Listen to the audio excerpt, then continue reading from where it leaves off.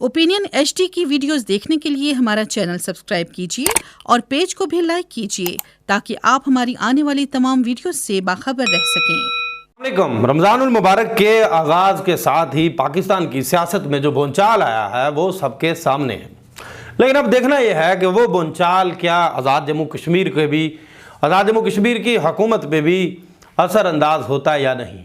कल Pakistan peoples party के CEC का इजलास था, यानी सेंट्रल एग्जीक्यूटिव कमेटी का इजलास था, जिसमें मेरे ज़राए के मुताबिक बिलावल भुट्टो जरदारी जो चेयरमैन हैं पाकिस्तान पीपल्स पार्टी के मरकजी, उन्होंने आज़ाद जम्मू कश्मीर की क़यादत को, इसके अलावा गिलगित बल्तिस्तान की क़यादत को भी ये कहा है, ये पैगाम दे दिया, हदायत जारी कर दी है कि आप लोग भी इन दोनों इलाकों के अंदर पाकिस्तान तहरीके इंसाफ की हुकूमतों के खिलाफ तहरीके अदम एतमाद लेकर आएँ।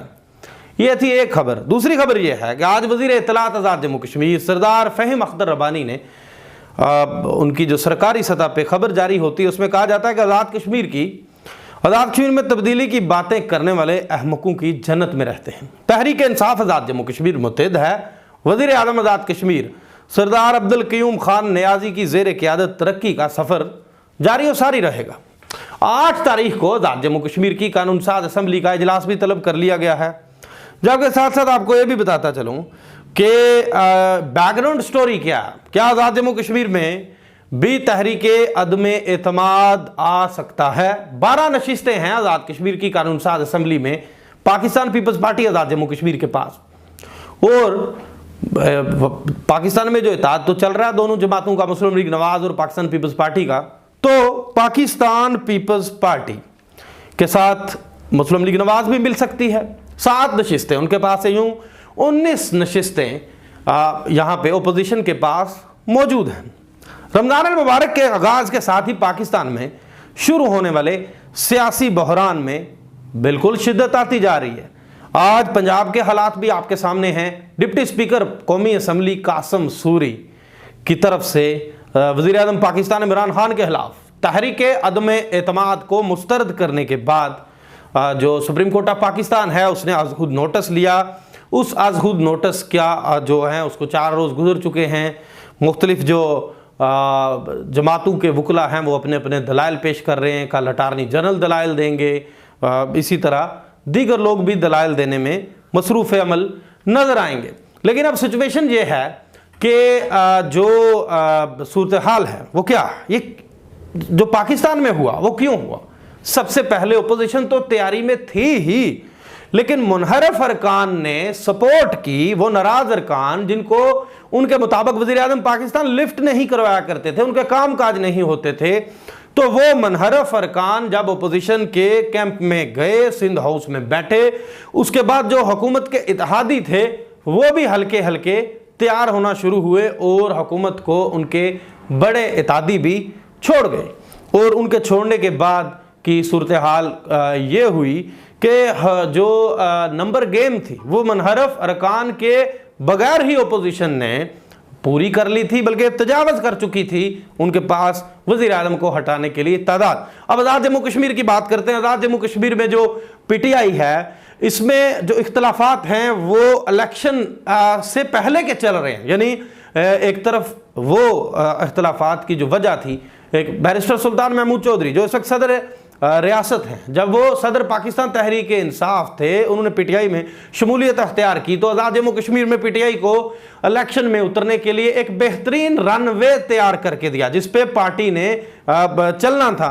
और फिर यह हुआ कि बैरिस्टर सुल्तान महमूद चौधरी की मुखालफत के बावजूद सरदार तनवीर इलियास खान जो इस वक्त सीनियर वजीर हैं उन्हें पार्टी में शामिल कर लिया गया, और इन दोनों की खासी खींचातानी लगी रही। इन दोनों की खींचातानी के सबब सरदार अब्दुल क़य्यूम खान नियाज़ी साहब की लॉटरी निकल आई। बकौल उनके उन्होंने एक इंटरव्यू में इसका इंकशाफ किया कि मेरी तो लॉटरी निकली 2 बड़ों की लड़ाई के दरमियान। वो 2 बड़ों की लड़ाई क्या थी, बैरिस्टर सुल्तान वज़ीर आज़म बनना चाहते थे और सरदार तनवीर इलियास उनकी राह में रोड़े अटका रहे थे। सरदार तनवीर इलियास भी वज़ीर आज़म न बन सके तो जो बैरिस्टर सुल्तान को सदर रियासत बना दिया गया। यूँ ये जो दिलों की रंजिशें थीं वो बढ़ती ही रहीं। फिर क्या हुआ कि वज़ीर आज़म साहब से जो काबीना के इजलास बुलवाते हैं, पहले 4 इजलासों में सरदार तनवीर इलियास जो पार्टी के सदर भी बना दिए जाते हैं और सीनियर मोस्ट मिनिस्टर भी हैं, वो अपने ग्रुप के अरकान के साथ वहाँ नहीं जाते। फिर मरकज़ की मुदाखलत होती है तो राजीनामा हो जाता है, तो सरदार तनवीर इलियास खान इजलासों में जाना शुरू कर देते हैं। फिर कोई जो है RDA का चेयरमैन लगाया जाता है सरदार अरशद खान नियाजी को, उस पर इख्तलाफात होते हैं प्राइम मिनिस्टर और पार्टी सदर के दरमियान।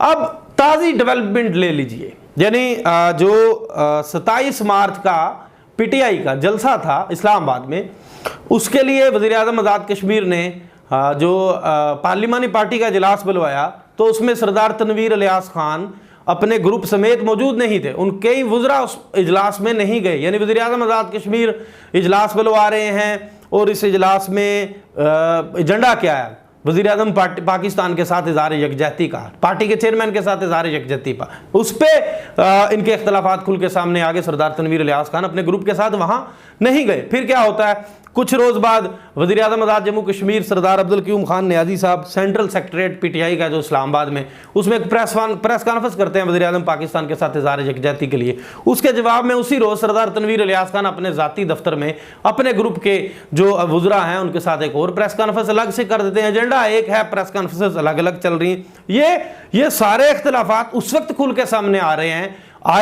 जब पार्टी शदीद मुश्किलात का शिकार है, वज़ीर आज़म पाकिस्तान के खिलाफ तहरीक अदम एतमाद जमा है।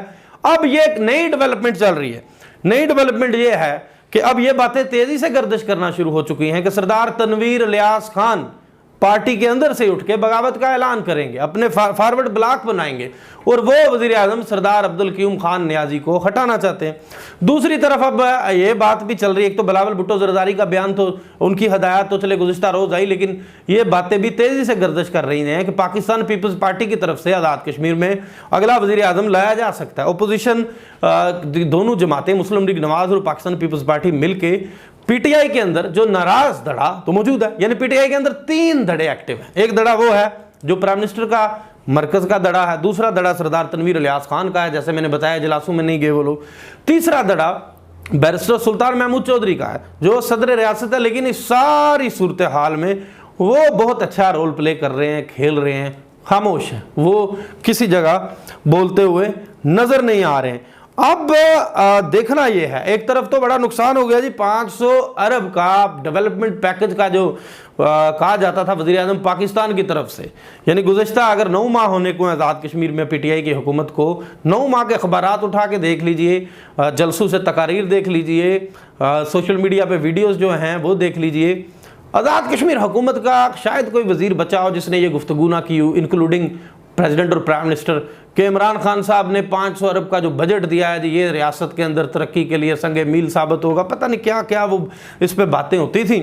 तो अब इमरान खान साहब चले गए हैं, वो 500 अरब की जो बात करते थे किसी जगह ऑफिशियली वो बात मेरे सामने नहीं आई कि हुकूमत पाकिस्तान की तरफ से कहा गया हो कि उस कश्मीर डेवलपमेंट उसको प्रोजेक्ट का नाम दिया गया और उसमें जो खासे प्रोजेक्ट भी उसमें डाले गए कि इसके तहत हम ये भेजेंगे planning and development commission Pakistan को, तो वहाँ से ये मंसूबे जो हैं इस 500 अरब के पैकेज में आएंगे और यानी पूरे आज़ाद कश्मीर से स्कीमें, कागजी स्कीमें तैयार करवाई गई। अब ये 500 अरब वाला पता नहीं क्या बनेगा मुस्तकबिल में, इसकी ना तो कहीं से तस्दीक हुई थी और ना इस पे किसी ने इनकार किया है। तो अब आप ये देखना चाहिए कि अब आपको ये भी बताता चलो कि वज़ीर आज़म आज़ाद कश्मीर सरदार अब्दुल क़यूम खान नियाज़ी साहब का ताल्लुक़ बिलाशुबा किसी बड़े सियासी क्लब से नहीं है, लेकिन बकौल उन्हीं के 2 बड़ों की लड़ाई के बाद उनकी जो लॉटरी निकली थी और वो वज़ीर आज़म बन गए। एक तरफ सियासी क्लब उन्हें कबूल नहीं कर रहा, तो दूसरी तरफ शायद ब्यूरोक्रेसी भी उन्हें नहीं चलने देना चाहती।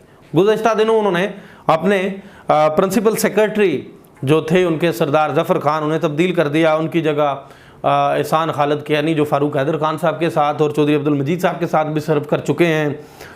उन्हें जो है अकोमोडेट किया गया, कैनेडियन नेशनल हैं एहसान खालिद कियानी साहब, तो उनकी खिदमात ले ली हैं आज़ाद जम्मू कश्मीर हुकूमत ने। तो अब उनके पास वसी तजर्बा भी है, माजी में भी उन्होंने हुकूमतों को सर्व किया फ़ारूक हैदर खान साहब के साथ भी, जैसे मैंने कहा। अब देखना ये है कि आइंदा जो चंद रोज़ हैं ये बड़े अहम हैं। एक तो असम्बली इजलास आ रहा है, दूसरा PTI के अंदर से जो फॉरवर्ड ब्लॉग है मेरी ज़ाती राय ये है कि वो फॉरवर्ड ब्लॉग है जो एक बड़े जो उस 3 ग्रुपों में से, एक तो वज़ीर आज़म साहब का अपना ग्रुप है, 2 ग्रुप हैं जो, उसमें एक बड़े कद काट के लीडर हैं, तो वो बगावत कर जाएंगे। और बगावत के उनके साथ जो लोग हैं जो नाराज़ हैं, जो कैबिनेट मीटिंग्स में नहीं जा रहे, जो प्राइम मिनिस्टर के अहकामात को नहीं मान रहे, जो प्राइम मिनिस्टर को तब्दील करना चाहते हैं, निजी महफिलों में ये गुफ्तगू होती है कि हमें ये प्राइम मिनिस्टर अब मजीद नहीं चाहिए। गुज़श्ता दिनों एक वीडियो भी सोशल मीडिया पे वायरल हुई थी, जो मेंबर असम्बली हैं जावेद भट्ट साहब, जिन्हें वैली की जो नशिस्त है रावलपिंडी की, जिन्हें शेख रशीद साहब ने कामयाब करवाया वहाँ से, तो उन्होंने बड़ा एक तकरीब में खिताब करते हुए कह दिया था कि प्राइम मिनिस्टर साहब हमें खासे खदशात हैं। तो अब देखना पड़ेगा कि आगे होगा क्या। अब खासे अहम रोज़ हैं आइंदा के हैं जो अब विद इन पार्टी अगर पीटीआई सेटलमेंट करती है तो सरदार तनवीर इलियास खान का कुरा निकल सकता है। अगर ऐसा नहीं होता, जो बड़े कद काट के लीडर हैं वो अगर करेंगे बगावत, जो माजी में भी करते रहे, तो फिर पाकिस्तान पीपल्स पार्टी की तरफ से वज़ीर आज़म हो सकते हैं। लेकिन ज़ाहिर सी बात है, वज़ीर इत्तलात ने तो ये देनी है प्रेस रिलीज़ इस पर कि ये नहीं होगा। लेकिन अपनी जगह पे सरदार अब्दुल क़य्यूम खान नियाज़ी भी कोशां हैं कि वो कुछ करना चाहते हैं, काम करने के लिए वो कोशां रहते हैं, लेकिन उनको ब्यूरोक्रेसी और एक मखसूस ग्रुप है जो शायद वो चलने नहीं दे रहा। तो देखिए अब आइंदा चंद रोज़ इंतहाई अहम है, अब असम्बली इजलास होने दें, उसके बाद क्या होता है। पहली सफ़ों में होंगे वो जो आजकल इनकी सफ़ों में मौजूद हैं। इसी के साथ मुझे नए वीडियो लाग तक दीजिए इजाज़त। अल्लाह।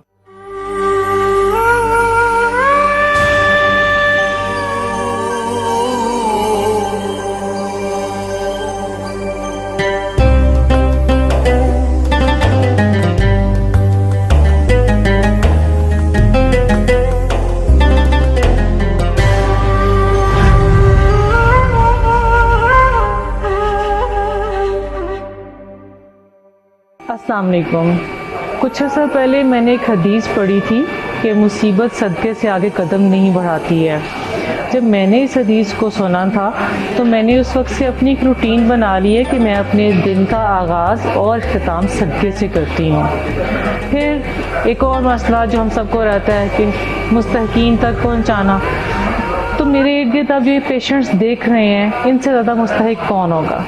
ये पेशेंट्स, ये किडनी पेशेंट्स जिनकी ज़िंदगी इस मशीन के साथ जुड़ी हुई है, जिनकी हालत आप देख रहे हैं इर्द गिर्द मेरे जितने भी पेशेंट्स हैं, और मेरे डिफरेंट वीडियोज़ में भी आप देख चुके हैं, तो इनसे ज़्यादा मुस्तहिक मेरे ख़्याल में कोई भी नहीं है। तो मेरी रिक्वेस्ट है कि जब भी आप ये चैरिटी करें तो इन मरीज़ों को जहन में ज़रूर रखिएगा, दुआओं में याद रखिएगा। अल्लाह हाफ़िज़।